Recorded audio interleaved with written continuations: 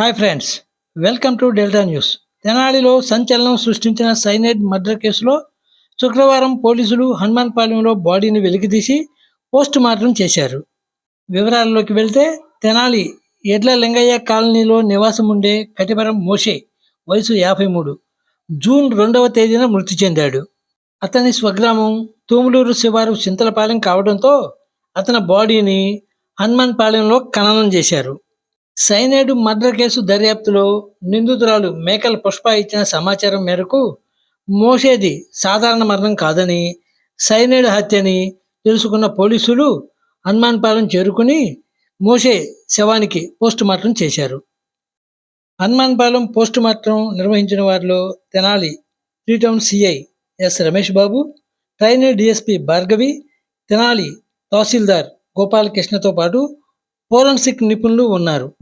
ఇప్పుడు ఈ కేసులో సిఐ రమేష్ బాబు తెలిపిన వివరాలు మనం చూద్దాం. ఈయన మన హనుమాన్పాలెం సంబంధించిన కట్టెవరపు మోషే అలియాసు పీసు అని అంటారు ఇతన్ని. ఇతను మా తెనాలి 3 టౌన్ ఏరియాలో ఎడ్లలింగయ్య కాలనీ ఏరియాలో ఆయన స్థిర నివాసం ఏర్పరచుకొని ఉంటాడు. ఈయన భార్యది ఎడ్లలింగయ్య కాలనీ. ఆమెని మ్యారేజ్ చేసుకున్నప్పటి నుంచి అక్కడే ఉంటాడు. అయితే ఇతను రెగ్యులర్గా బాగా మందు తాగడం, తిట్టడం, భార్యని కొద్దిగా ఎక్కువగా హరాస్మెంట్ చేయడం చేస్తూ ఉంటే దీనిలో భాగంగా మనకి వీళ్ళ భార్యకి ఈ పక్కన నైబర్సు అలానే ఒక చిన్న బడ్డీ కొట్టు పెట్టుకొని నివాసం ఉండే రమణ అనేవాళ్ళు, రజనీ అనేవాళ్ళు, వెంకటేశ్వర అనేవాళ్ళు ఉంటారు. వాళ్ళకి వీళ్ళకి ఫ్రెండ్షిప్ ఉంటుంది. వాళ్ళంతకుముందు కూడా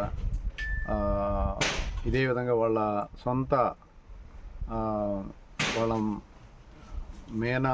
మేనమామ అట్లానే బావ అయినటువంటి వాళ్ళ తాలూకా ఒక మనిషిని గిద్దలూరు సంబంధించిన ఈ వెంకటేశ్వర ఆమె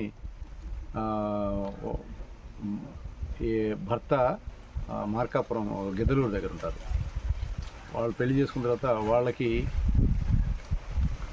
వాళ్ళకి ఏదో ఒక విధంగా తీసుకోవాలి.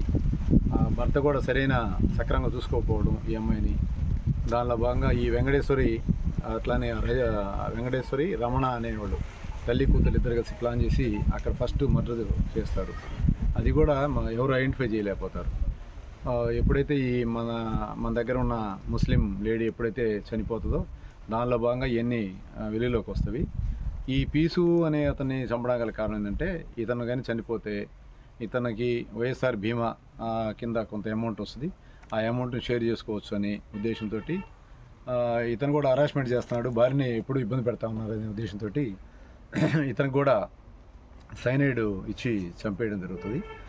దాంట్లో భాగంగా మా దగ్గర ఉన్న మా తెనాలి 3 టౌన్లో 2 కేసెస్, ఆ కేసు ఆధారంగానే సైనైడ్ కేసులు 2 కేసులు బుక్ చేయడం జరుగుతుంది. అట్లనే ఇంకో 307 ఈ 3 కూడా ఇనిషియేషన్ చేస్తూ ఉన్నాం. దానిలో భాగంగా ఈరోజు వచ్చి మన ట్రైనీ డిఎస్పీ గారు మేడము, తర్వాత తహసీల్దార్ గారు, మన ఎంఆర్ఓ తెనాలి సంబంధించి, తర్వాత ప్రొఫెసర్ సుజ్ఞాన్ గారు ఆధ్వర్యంలో ఈ ఎగ్జిబిషన్ కండక్ట్ చేసి ఇవన్నీ వెలికి తీసి దీంట్లో ట్రూత్ ఏంది అనేది, దాంట్లో పాయిజనస్ ఉందా లేదనేది ప్రొఫెసర్ గారు దీని మీద ఒక 1 మంత్లో ఇస్తారు.